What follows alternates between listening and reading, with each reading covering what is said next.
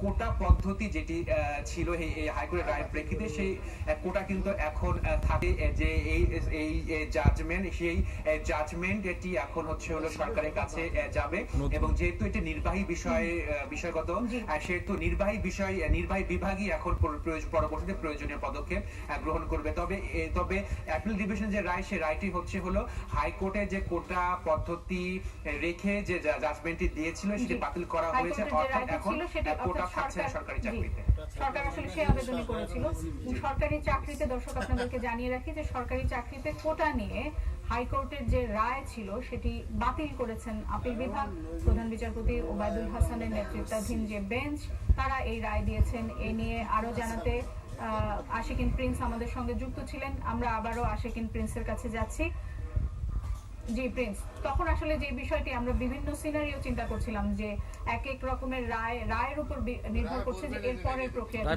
এখন যদি একটু আরেকটু সুনির্দিষ্টভাবে আমাদেরকে বলেন যে এখন তো হাইকোর্টের যে রায় ছিল সেটি বাতিল হয়েছে, সরকারের যে পরিপত্র ছিল সেটি কি আবার বহাল থাকছে? তাহলে কত পার্সেন্ট কোটা থাকবে না থাকবে সেটি কি এখন সরকার নির্ধারণ করবেন? বিষয়টি কেমন?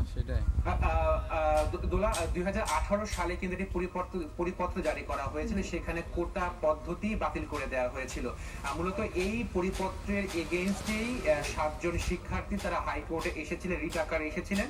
সেই রিটের প্রেক্ষিতে একটি রুল ইস্যু করা হয়েছিল। রুলের প্রেক্ষিতে হাইকোর্ট জাজমেন্ট দিয়েছিলেন যে কোটা পদ্ধতি থাকবে, এবং এই হাইকোর্টের রায়ের এগেইনস্টে আবার সরকার আপিল করেছিল আপিল বিভাগে। সেখানে কিছুক্ষণ আগে এবং 1% থাকছে ক্ষুদ্র নির্ভরশীল মানুষদের জন্য,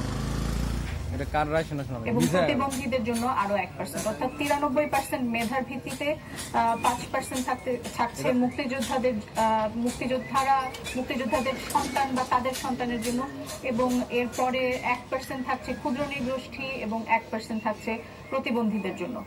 অর্থাৎ আমরা যেটি দেখেছিলাম যে বৈষম্য বিরোধী ছাত্র আন্দোলন, তাদের যে দাবি ছিল যে 5% কোটার মধ্যে রাখার জন্য, 5% আর বাকিটা মেধার ভিত্তিতে নিয়োগের জন্য, সেটির কাছাকাছি একটি রায় তারা পেয়েছেন 93% মেধার ভিত্তিতে, এবং 7% যেটি এটি আদালতের রায়ের সাথে যে পর্যবেক্ষণের কথা আমরা বলছিলাম দর্শক, সেই পর্যবেক্ষণ এটি দেওয়া হয়েছে, এবং সেটি এখন গ্রহণ করা এবং না করা এটি সরকারের নির্বাহী সিদ্ধান্ত, সরকার সেটি করবে।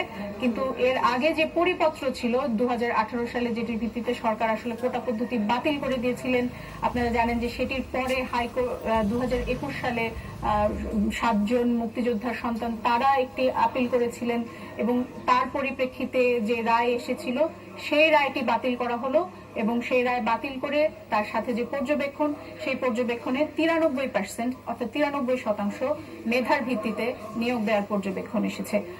আপনার কথা শুনতে চাই আবার প্লিজ।